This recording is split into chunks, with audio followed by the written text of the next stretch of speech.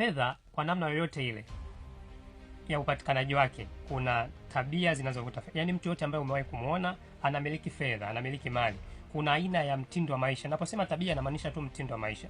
Kuna mtindo wa maisha fulani ambao mtu huyo ameujenga na lifestyle fulani ambayo ameijenga, ambayo anaendelea kuifanya kila siku kwenye maisha yake, ambayo inavuta pesa kuja kwake au mafanikio kuja kwake. Popote unapoona tukio fulani au matokeo fulani mazuri yanajirudia, unajua yanatokea kwa bahati, yanatokea kwa kanuni, yanatokea kwa mtindo fulani wa maisha, ambao huo mtindo ni matokeo ya mtu kuamua kwa maamuzi yake ya dhati toka ndani kwamba kuanzia leo nitaishi tabia hizi na hizi ili kitu fulani kinifuate.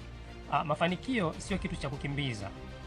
Mtu fulani mwenye hekima aliwahi kusema, success is not what you pursue. Yani mafanikio sio kile ambacho unakikimbiza, but it's what you attract by the person you become. Ni kile unachokivuta kwa aina ya mtu ambaye unakuwa.